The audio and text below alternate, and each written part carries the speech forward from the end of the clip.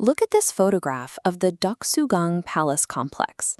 In 1897, these grounds hosted a lavish ceremony to proclaim the birth of the Korean Empire and crown Emperor Gojong. The emperor christened this new era Gwangmu, a title combining the characters for light and militarism.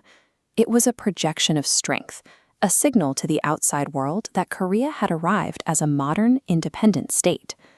Curious, at the time, the British Empire, the world's foremost imperial power, was actively rooting for Korean independence to succeed.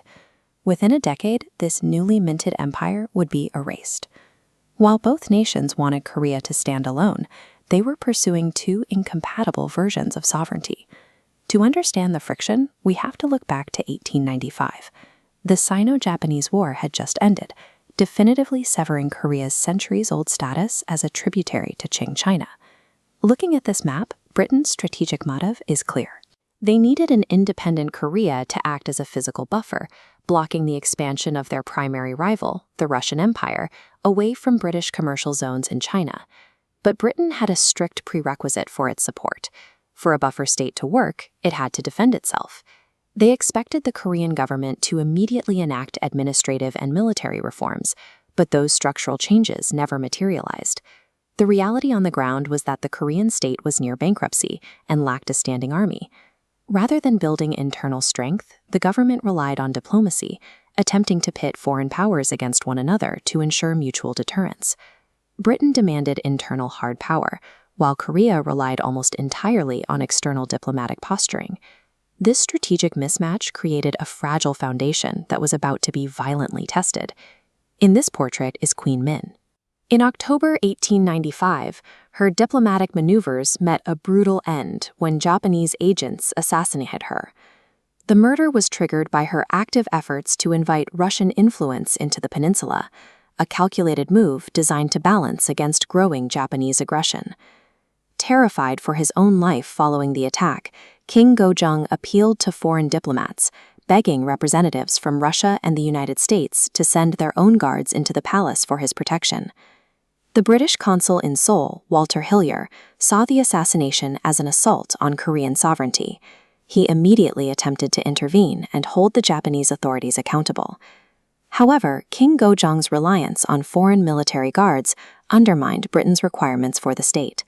Korea was proving it could not be a self-sufficient power capable of defending its own palace, let alone its borders.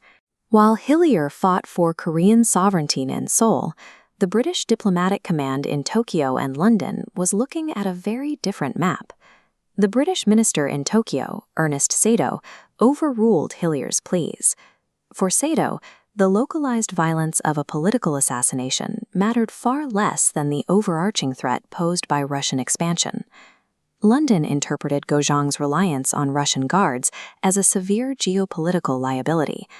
By inviting their primary rival into the heart of the peninsula, the king had turned his court into a vulnerability Britain could no longer ignore. British leadership began prioritizing Japanese cooperation over Korean appeals. They started treating the Japanese military as the only disciplined force capable of securing the peninsula against Russian influence. Britain's intense focus on deterring a theoretical war with Russia blinded them to the reality unfolding in Korea. By prioritizing global imperial mathematics over local stability, they effectively greenlit Japan's takeover. In the wake of the 1895 crisis, the 1897 proclamation represents a desperate survival tactic. Gojong attempted to trade his status as king for the legal immunity of an emperor. Gojong explicitly stated his objective was to build trust across the nation. By elevating his title to emperor, he hoped to force Western powers to respect Korean sovereignty through sheer symbolic equality. The official British reaction to this coronation was complete apathy. To the British Empire, royal titles, elaborate uniforms, and declarations of sovereignty held no weight. Without the backing of a modernized administration and a standing army to enforce those claims, the proclamation was an empty pageant.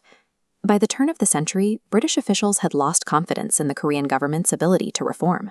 They watched as Gojong centralized personal power, while failing to build the standing army Britain considered the only true guarantee of sovereignty. This shift culminated in the 1902 Anglo-Japanese alliance. The British Empire formally aligned with the same power that had assassinated the Korean queen just 7 years prior. Stripped of all diplomatic leverage and abandoned by the Western allies it had tried to court, Korea was forced to sign away its diplomatic rights, becoming a Japanese protectorate in 1905.